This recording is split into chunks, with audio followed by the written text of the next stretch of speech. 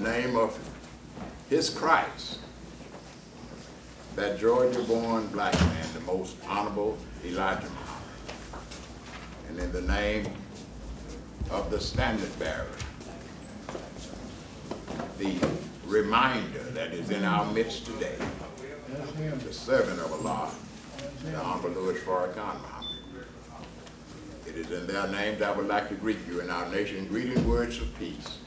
Assalamu alaikum. Wow. It's very important. It's not anything here that we playing with. It's not so much of a holy roly meeting. We're not trying to space you out on cloud nine and anything like that. We just want to give you some divine knowledge that Allah gave to the Honorable Elijah Muhammad for us to pass on to you. See, that's why it's called a nation of Islam, because in a nation, you got all kind of churches. You can be a hardball Baptist, a soft shell Baptist, a Episcopalian, and all of those different things. It's all right, because the nation, they have all kind of people in it, all kind of religions. So this is not a church per se. This is a nation. And more than that, this is the nation that God said that He would establish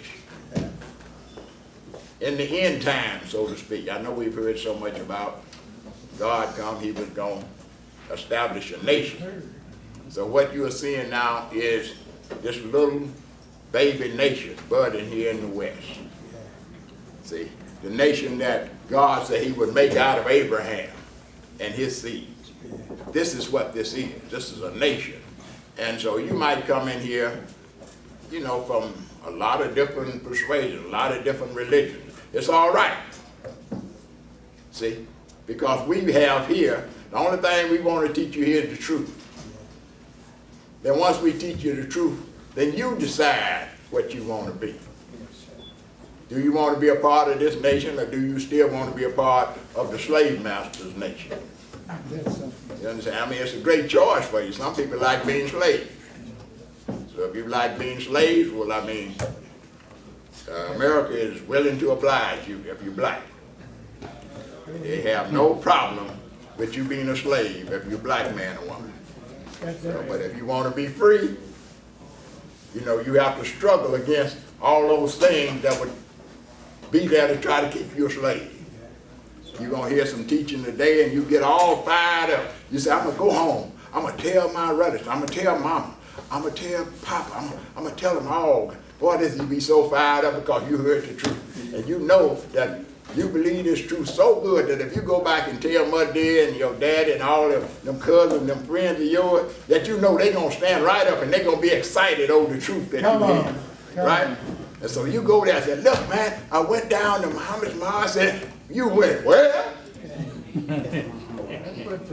All of a sudden they poured cold water on you. You was feeling good. You said, you don't go down there for man. They kill Malcolm.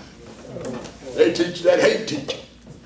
So you are preparing you for what you're going to face. Now you got to be strong enough to overcome that and keep on coming and keep on learning so that you can keep on teaching them, and eventually they might see the truth too. But don't be discouraged by those discouraging words. Because to be a Muslim, to be right in a world that's wrong is a hard job. It's hard being right in America because you got so many things enticing you to do wrong. So then you come on and you had your beautiful lady friend with you. And all of a sudden you lost her at the door. Man, you looking around, man, where's my wife? Where's the girl? You know, she's in good hands. Everything's all right. Maybe one while you might look over there and see her if you brought her with you. But see, we don't want you sitting inside, young lady, and you get all fired up and you don't even hear the teaching because you're trying to figure out how to get a phone number. So we want your mind to be very clear and directed at what's coming across the rostrum so that you can get that word that might save your life. Do we understand? Yes. And so she can get the same thing. And then once you leave here and go back home, y'all can share. Say, what you think about that? Yeah. Well, now y'all can talk there. But first, you got to hear something to talk about. That's right. Right? Yeah. sir. I mean, you know, I used to remember a young lady used to get mad with some men, some boys and things. Oh, he ain't got nothing to say. She be sitting up there trying to hold a conversation. Brother don't know nothing, can't even talk to the woman. And so he ain't got nothing to say. Unless it's something crazy. And then all of a sudden, he stopped by Muhammad's Mosque, and he hear a couple of lectures, and he go back and can't stop talking. That's right. For the first time, the brother got something to tell us. He got something to talk about. That's the knowledge of God in it. See, his conscience has been pricked, and he's ready to go. Do we understand? Yes, sir. Okay. Then you come on in and you look up there, you see that flag. Oh man, what is that? Is that a communist flag? What is it? Man, these people here, I don't see your old glory down here nowhere. What we got here? Well, I didn't want to tell you that flag there. It's just a sign of what God raises up every morning and every day. That's right. You got the red there, which represents the sun. It also means, you know, freedom. Because the sun shines freely on everybody. In other words, you got the star, which represents justice. Now, why would they give you a star that represents justice? Why is it so necessary that we have a star that represents justice? Because we've been faced with stars all our life that didn't give us no justice. I mean, you know, when that sheriff knocked on your door and he had all that big star on your chest, you thought you was going to get justice, but he was enforcing injustice. You got everything but justice. See, so God raised this star here because the only justice that we're going to receive in America is going to come from Allah himself. Do we understand? Yes, Through his sir. message. Yes, sir. Okay. And then we go to the moon, which represents equality. Now that's something that we never, what is equality? We always have been made to feel inferior. That's right. But see, God is going to make us equal.